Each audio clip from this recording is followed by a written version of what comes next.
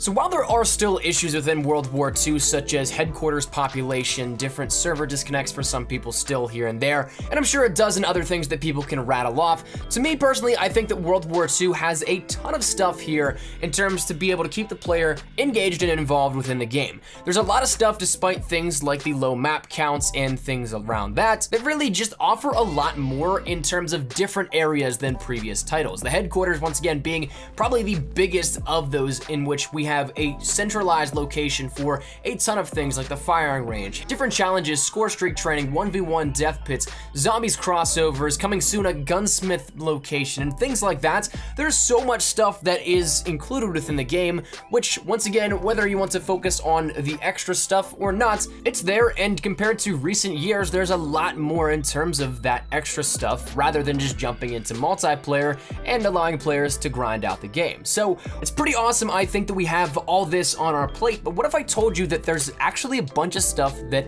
is missing from the game, and some things that we may have seen come to the full game, either in initial planning, maybe they're coming at some point in time, and some of them I do think will be coming in a later date, but nonetheless, as per beta code that was leaked out from the PC beta, there was a lot of stuff that detailed back then the enormity of this game and everything that would be there in terms of features for content and everything like that to keep, once again, that player involved within the game. And so today we're going to be taking a look at 7 different things that did not make it into the full version of Call of Duty World War II. Some stuff may be completely cut, some stuff may be coming at a later point in time, but nonetheless, we're gonna be taking a look at 7 key portions that were not added in. So that said, before we jump into it, of course, I won't have any B-roll footage or anything like that because it's cut from the game, and I can't show game files or game code or anything like that as well too, simply because that's intellectual property, and that's something that would be subject to copyright, but I can describe these things as best I possibly can for you guys, and that said, we're gonna jump right into it. So firstly, we're gonna start out with some basic trainings, something that whenever this was detailed upon the beta and all this sort of stuff coming out of the PC beta, we ended up getting a list of 37 different basic trainings. Now, currently, if I'm not mistaken, there's only 21 in the full base game at the very moment. So unless there are DLC basic trainings, which I don't think that would actually happen, that seems like something that would not be fair to players that didn't want to get DLC, because of course that's a core component of the game being added in post-launch at that point. So I don't think that will happen, but of course there is that disconnect on where those other dozen went. So if you were to take a look at these and actually detail them for yourselves and take a look at everything that comes along with these missing basic trainings, a handful of them actually end up dealing directly with what was the basis for the Division attributes themselves. So therefore, each thing, say theoretically like immune to shell shock or hidden from player controlled streaks, those are for the armored and the mountain divisions respectively, but they each on their own in the earlier workings of the game were their own separate basic training. And I think that we even saw some of this kind of crossover in the World War II alpha or early beta, whatever you want to call it, that the demo build at E3 that we showcased here up on the channel a couple of months ago. But it seems like each individual division itself had these segmented division attributes as their own basic trainings at one point in time. Then they were probably cut and then made only to be put in as the division attributes and skill sets there within. Now, of course, that doesn't account for all of these. There's still a handful, and a little bit more than a handful actually, of other basic trainings that were cut and have absolutely no sign pointed to them anywhere else in the game. Such things being one called Cartographer, in which a radar ping at the start of each life would reveal nearby enemies, and you could also sprint for longer distances. There was another one called Encampment, in which bouncing betties were lethal equipments, and you could choose a tactical equipment of your choice on top of that. Now, there was another one also called Knockout, which increased melee damage and would always be a one-hit kill, and you could also melee faster. Another one was called Gassed, in which there was 2 Taboon gas grenades as a tactical equipment, but you could also choose a lethal equipment of your own choosing. The Grenadier basic training would give an extra piece of equipment. Raise would give you deeper bullet penetration and also increase the fire rate of bullet weapons. Resolve would allow you to hold your breath longer and have steadier aim for sniper shots. Retaliate was a basic training that when damaged, you could move and aim down sights significantly faster with slower health regeneration as a trade-off. Saboteur was one in which you could capture objectives faster and build walls and MGs faster in war as well, but assists also gave the same score and XP as kills, which to me, I think this would probably be the most overpowered basic training if we ever got that. Now, there was also one called Shaker in which you could swap weapons faster. That kind of ties in with some of the other ones if I'm not mistaken, and then there was a final one of Smoked in which you could take an extra piece of lethal equipment and the M18 smoke grenade as a tactical equipment. And this one I do definitely believe was in the alpha or gameplay demo build of E3. I feel like I totally remember having that one on board when trying to take some war objectives. But nonetheless, that does it for the basic trainings. A lot of stuff was cut from the basic training aspects and maybe lost to time. But moving over into our next segment, now that we've covered a lot of what was in the basic trainings simply because of sheer number, moving over into the next one are maps that are missing from the full game. And this is one that actually upset a lot of people, and rightfully so,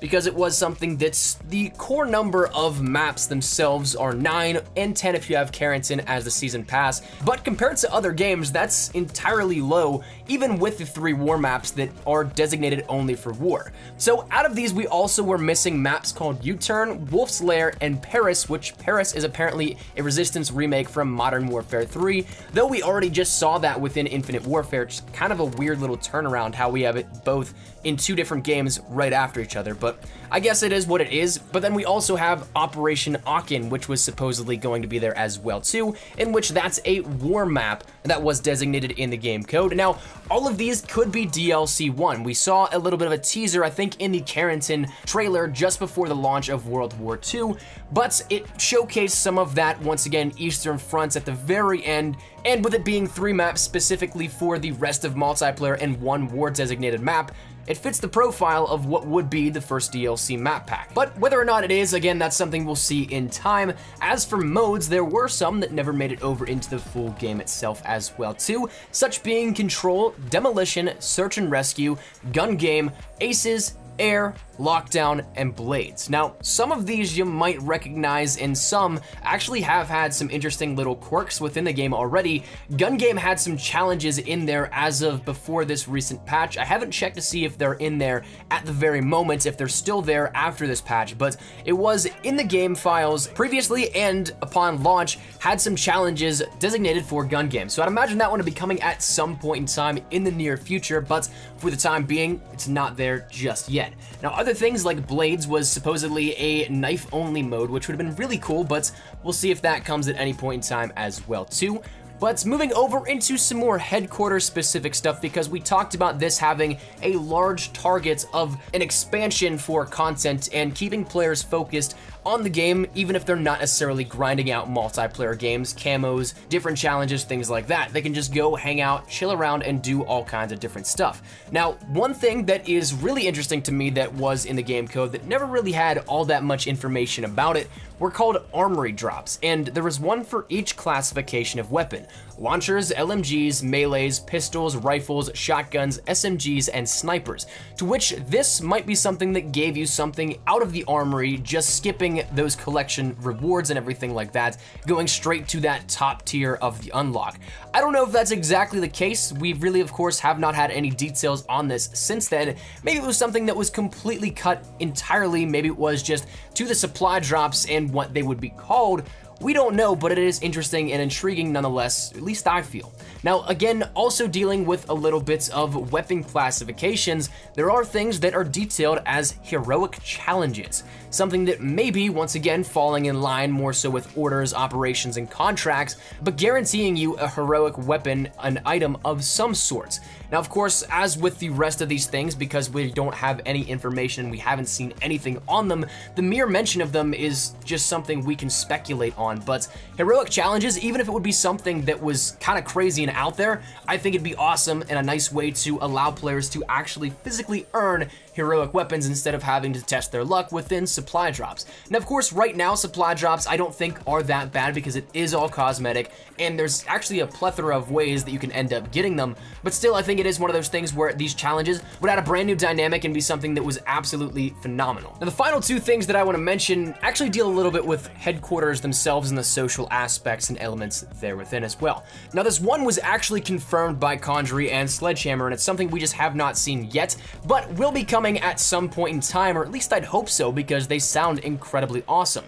That being raids. Now, once again, while we don't have any sort of details or anything like that, it is something that I'm hoping is very similar to maybe Destiny's, in which you can end up going on a little bit of a side quest throughout the headquarters, doing something specific that can net you some really cool rewards, maybe a specific weapon variant, maybe something that is exclusive just to that raid. Whatever it may be, I just really hope that we get something cool and a little quest to go on for that sort of stuff. So while it is something we don't have any information on just yet, and probably won't for a little bit of time because of the issues arising with the headquarters and everything like that, while it is getting a little bit more stable now and they're starting to roll people back into populated headquarters, it's just been a slight delay from what they probably hoped for. I mean, 2 weeks right off the bat is something that definitely pushes back any content stream schedule by that certain amount. So hopefully it's something we can see in the near future, but I'm definitely intrigued. But the final thing that I want to mention is some headquarters challenges. And now, not something in which you end up, say, doing these secret challenges like Fall Guy, where you fall 38 feet or something like that in the headquarters,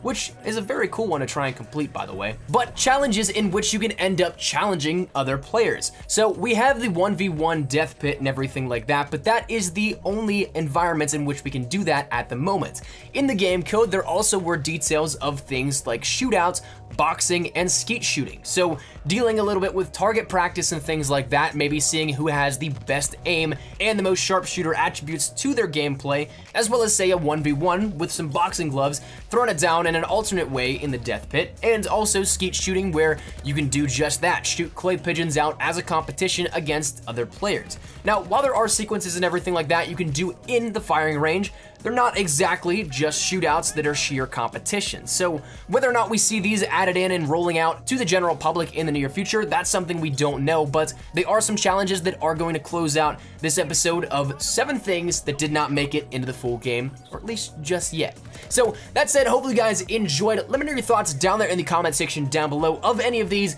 Do you guys want to see any of them come more so than others? Maybe say some specific basic trainings, some different armory drops, some heroic challenges, things like that. Whatever it may be, let me know your thoughts down there in the comment section down below. But hopefully you guys did enjoy the video, and if you guys did, make sure you drop a like down below, and of course if you guys are new to the channel, make sure you guys subscribe to stay up to date with everything we have here regarding Call of Duty World War II. We're gonna be killing it with the content going forward, so if you guys are interested in anything regarding class setups, best tips and tricks, information, news, leaks, whatever it may be, make sure you hit that subscribe button so you don't miss a single thing. And finally, if you guys want to follow me over on Twitter, that's the best place to get connected with me outside of YouTube. I practically live on Twitter, so if you guys want to strike up a conversation, ask me a question, whatever it may be, link is down there in the description below.